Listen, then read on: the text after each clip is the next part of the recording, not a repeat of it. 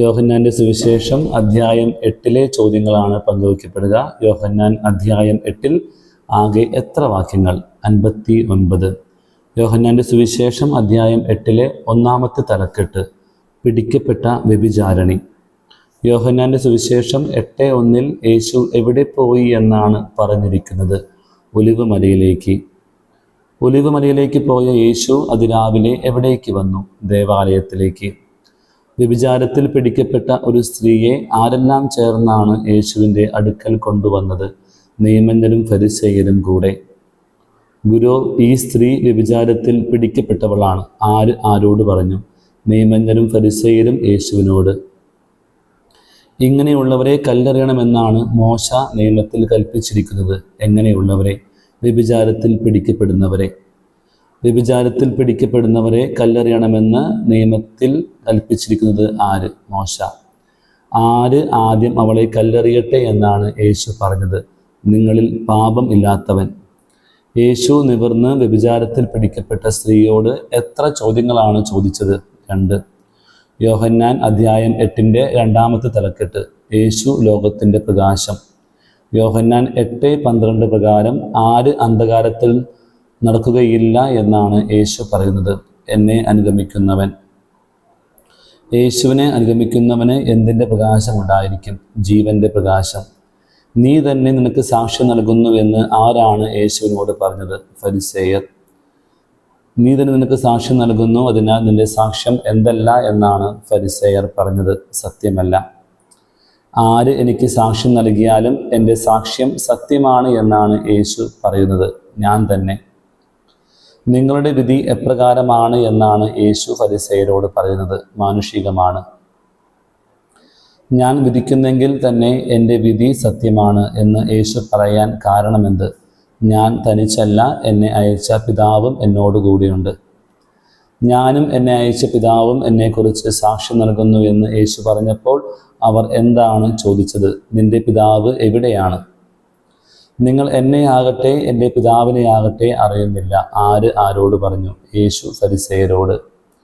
യോഹന്നാൻ അധ്യായം 8 മൂന്നാമത്തെ തലക്കെട്ട് യഹൂദർക്ക് മുന്നറിയിപ്പ്. ഞാൻ പോകുന്നിടത്തേക്ക് വരുവാൻ നിങ്ങൾക്ക് കഴിയുകയില്ല എന്ന് അവൻ പറയുന്നുണ്ടല്ലോ. അവൻ എന്തു ചെയ്തേക്കുമോ എന്നാണ് യഹൂദർ പറയുന്നത്? ആത്മഹത്യ. അവൻ ആത്മഹത്യ ചെയ്തേക്കുമോ?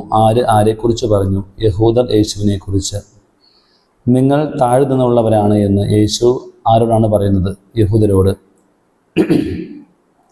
നിങ്ങൾ ഈ ലോകത്തിൻ്റെതാണ്, ഞാൻ ഈ ലോകത്തിൻ്റെതല്ല. ആരോട് പറഞ്ഞു? യേശു യഹൂദരോട്. യോഹന്നാൻ 8:24 പ്രകാരം എങ്ങനെയെങ്കിൽ നിങ്ങൾ നിങ്ങളുടെ പാപങ്ങളിൽ മരിക്കുമെന്നാണ് യേശു പറയുന്നത്? ഞാൻ തന്നെയെന്ന് വിശ്വസിക്കുന്നില്ലെങ്കിൽ.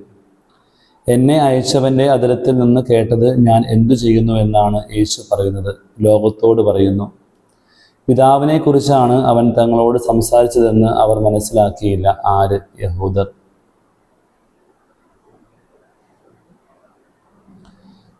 ഞാൻ തന്നെ എന്ന് നിങ്ങൾ എപ്പോൾ മനസ്സിലാക്കുമെന്നാണ് യേശു പറയുന്നത്? നിങ്ങൾ മനുഷ്യപുത്രനെ ഉയർത്തി കഴിയുമ്പോൾ. എന്നോട് കൂടെയുണ്ട് എന്നാണ് യോഹന്നാൻ 8:28 യേശു പറയുന്നത്? എന്നെ അയച്ചവൻ. യോഹന്നാൻ അധ്യായം 8 4-ാമത്തെ തലക്കെട്ട് സത്യം നിങ്ങളെ സ്വതന്ത്രരാക്കും. എന്തു ചെയ്താൽ നിങ്ങൾ യഥാർത്ഥത്തിൽ എൻ്റെ ശിഷ്യന്മാരാണ് എന്നാണ് യേശു തന്നെ വിശ്വസിച്ച യഹൂദന്മാരോട് പറഞ്ഞത്? എൻ്റെ വചനത്തിൽ നിലനിൽക്കുമെങ്കിൽ നിങ്ങൾ എന്ത് അറിയുകയും അത് നിങ്ങളെ സ്വതന്ത്രരാക്കുകയും ചെയ്യും. സത്യം. ഞങ്ങൾ ആരുടെയും അടിമകളായിരുന്നിട്ടില്ല എന്ന് യേശുവിനോട് പറഞ്ഞതാര്? യഹൂദർ. പാപം ചെയ്യുന്നവൻ എന്തിൻ്റെ അടിമയാണ്? പാപത്തിൻ്റെ. നിങ്ങളെ സ്വതന്ത്രരാക്കിയാൽ നിങ്ങൾ യഥാർത്ഥത്തിൽ സ്വതന്ത്രരാകും? പുത്രൻ. യോഹന്നാൻ 8:37 പ്രകാരം എൻ്റെ എന്ത് നിങ്ങളിൽ വസിക്കുന്നില്ല എന്നാണ് യേശു പറയുന്നത്? വചനം. യോഹന്നാൻ അധ്യായം 8 5-ാമത്തെ തലക്കെട്ട് പിശാച് നിങ്ങളുടെ പിതാവ്. നിങ്ങൾ അബ്രാഹത്തിൻ്റെ മക്കളാണെങ്കിൽ എന്തു ചെയ്യുമായിരുന്നു എന്നാണ് യേശു യഹൂദരോട് പറയുന്നത്? അബ്രാഹത്തിൻ്റെ പ്രവൃത്തികൾ. എന്ത് നിങ്ങളോട് പറഞ്ഞ എന്നെ കൊല്ലാൻ നിങ്ങൾ ആലോചിക്കുന്നു എന്നാണ് യേശു യഹൂദരോട് പറഞ്ഞത്? ദൈവത്തിൽ നിന്ന് കേട്ട സത്യം. ദൈവമാണ് നിങ്ങളുടെ പിതാവെങ്കിൽ നിങ്ങൾ എന്നെ എന്തു ചെയ്യുമായിരുന്നു എന്നാണ് യേശു യഹൂദരോട് പറയുന്നത്? സ്നേഹിക്കുമായിരുന്നു. യോഹന്നാൻ 8:43 പ്രകാരം ഞാൻ പറയുന്നത് നിങ്ങൾ ഗ്രഹിക്കാത്തത് എന്തുകൊണ്ട് എന്നാണ് യേശു പറയുന്നത്. എൻ്റെ വചനം ശ്രവിക്കാൻ കഴിവില്ലാത്തത് കൊണ്ട്. അവനാകട്ടെ ആദ്യം മുതൽ കൊലപാതകിയാണ്. ആര്? പിശാച്. കള്ളം പറയുമ്പോൾ പിശാച് ഇന്ന് തന്നെയാണ് സംസാരിക്കുന്നത്, സ്വന്തം സ്വഭാവം അനുസരിച്ച്.